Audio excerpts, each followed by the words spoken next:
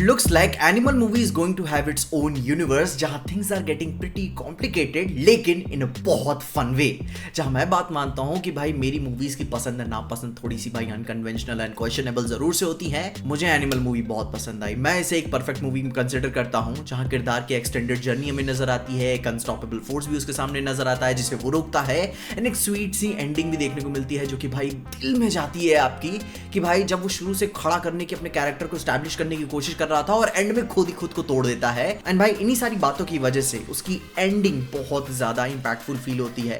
And I will consider कि भाई this is one of the best ending I have seen lately, जहां भाई वो अपने बाप के साथ कन्फ्रंटेशन करने के बाद वो जब फूट फूट के रोने लगता है ना कि भाई वार इट्स बियॉन्ड एक्सप्लेनेबल कि भाई कैसी वो फील होती हैं चीजें आपको। क्योंकि भाई मर्द रोना तो चाहता है मगर उसके आंसू गवाह नहीं बनते हैं, मगर जब वो रोता है भाई ना कम से कम एटलीस्ट देख के अच्छा फील होता है कि वो खुद को हल्का कर रहा है। ये था एक्चुअली में उसका कैरेक्टर का प्रोग्रेशन। वो यहां से ग्रो कर रहा था, अपने बाप से बियॉन्ड ग्रो कर रहा था। मगर उन्हीं सारी बातों के साथ साथ मैं बात जरूर से करना चाहूंगा एनिमल पार्क के ऊपर, जिसके बाद यही उसका कैरेक्टर ग्रोथ उसे बहुत बहुत ज्यादा काम आने वाला है। जहां तुम्हें याद ही होगा कि जोया फाइनली जब रणविजय को बता देती है कि भाई कैसे उसे भेजा गया है लोगों के थ्रू प्लान के साथ साथ कि उसका एक हमशक्ल बनाया जा रहा है, एक्सटेंसिवली प्लान किया जा रहा है कि कैसे उसकी फैमिली की आंखों में आंखें डालकर उसे एक एक करके मार दिया जाएगा एंड एंड में रणविजय को भाई जिंदा छोड़ दिया जाएगा क्योंकि भाई उन्होंने उसे जीते जी ही मार दिया।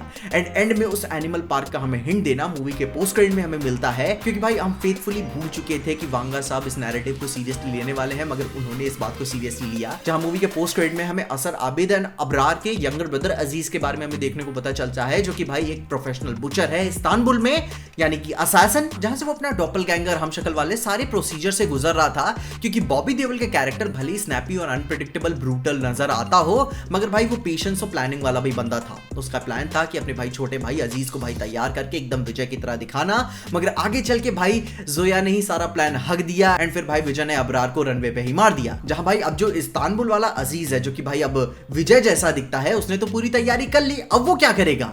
जहां वो आगे चल के अपनी ब्रूचरिंग वाली स्किल से भाई नौजवान खून के साथ विजय की पूरी फैमिली को भाई मारने निकल पड़ेगा या फिर भाई स्टेल्थ मोड अपनाएगा। खैर वो तो कहानी की बात है। तो गुरु, जैसे मैं आप सबको ब्लॉकबस्टर मूवीज के रिव्यूज देता रहता हूं, वैसे ही मैं आपको एक blockbuster stock market trading app के बारे में भी बताना चाहता हूं। एंड ये ब्लॉकबस्टर क्यों है ये भी आपको पता चल जाएगा।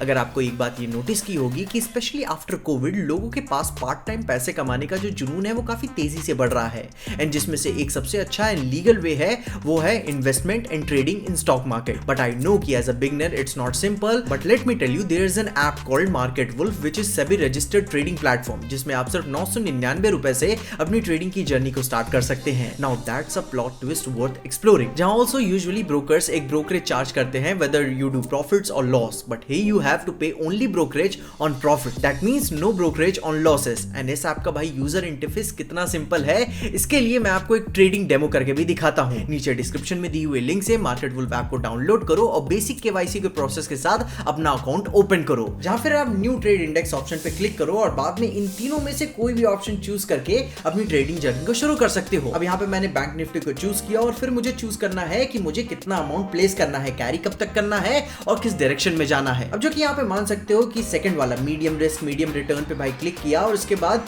वुल्फ में क्लिक किया, ताकि लाइव ट्रेडिंग में जैसे भी प्रॉफिट्स बढ़े मेरा स्टॉप लॉस भी वैसे वैसे कम होता जाए। जो कि अब आप देख ही सकते हो कि मैंने यहाँ पे अपनी ट्रेड शुरू कर दी है एंड मेरे प्रॉफिट्स भी मुझे यहाँ पे नजर आ रहे हैं। सो या दैट्स इट, ये इतना सिंपल था। जहाँ इसकी लिंक्स आपको नीचे डिस्क्रिप्शन में मिल जाएंगी, तो भाई उन पे क्लिक करके वहां पे जाना मत भूलना। जहां आगे वही बात आती है कि ये एनिमल पार्क वाला रेफरेंस क्या है, तो मैं बता दूं यहां से मेरी थ्योरी आती है, जहां सबसे पहले डॉट्स कनेक्ट करने पड़ेंगे कि पहले अपने दादाजी बताते हैं अपनी हर फैमिली हिस्ट्री की तरह, जहां पोता हैरान हो जाता है कि मुझे ये अब अपनी जवानी में क्यों पता चल रहा है 20 साल इस घर में रहने के बाद। जहां भाई अपने दादाजी बताते हैं कि वो 3 सगे भाई थे, जहां सबसे पहले बड़ा भाई अपना भाई पिंड में ही रुक गया, जहां से भाई वो अपने सिक्योरिटी भाइयों को रिक्रूट करता है, सगे भाइयों को।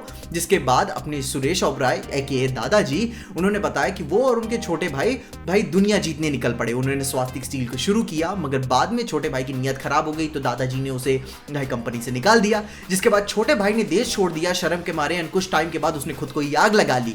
लेकिन उसका एक बेटा अभी भी जिंदा है, जो कि भाई बलबीर की हमउम्र वाला है, जो कि भाई बॉबी देओल एके अबरार हक का बाप है। जिसपे से अब यहाँ पे बात ध्यान देने वाली है कि अबरार के बाप ने अपना रिलीजन चेंज कर लिया, जिसकी वजह से उसने 3-4 शादियां की और भाई उसके कई सारे बच्चे हुए, जिसकी वजह से ये पार्क ऑफिशियली खुल पाया। अब अबरार भाई बड़ा बेटा था तो ऑब्वियस सी बात है कि उसको भाई इंपॉर्टेंस तो मिलनी ही थी। जहां दादाजी ने ऑलरेडी प्रिडिक्ट कर दिया था कि भाई अगर तू अबरार को मारेगा तो उसके सारे बच्चे, उसकी फैमिली, उसका खानदान तेरे पीछे आएगा, यानी वो पार्क तेरे पीछे आएगा। एंड भाई उसे भी पार्क में शामिल कर लो, वो दोनों भाइयों को मिलाकर, क्योंकि खेला हो बे आई मीन जहां अबरार की शादी वाले सीन में ही उसका एक ट्रांसलेटर आबिद हक भी जो है वो भाई शादी से पहले ये भी बताता है कि भाई अबरार के पहले 2 बीवियों से ऑलरेडी 8 बच्चे हैं, मतलब कि पार्क में अभी भी बहुत सारे लोग हैं। और अजीज के पोस्ट क्रेडिट वाले सीन में ही उसके बच्चे की भी भाई हमें देखने को मिलता है कि वो डेयरिंग सेट कर रहा है कि भाई उसका बच्चा उसके जैसा दिखना चाहिए, फलाना ढिमकाना। तो भाई यही एनिमल पार्क है। और ये बात नहीं है कि सिर्फ हक का परिवार ही पार्क है,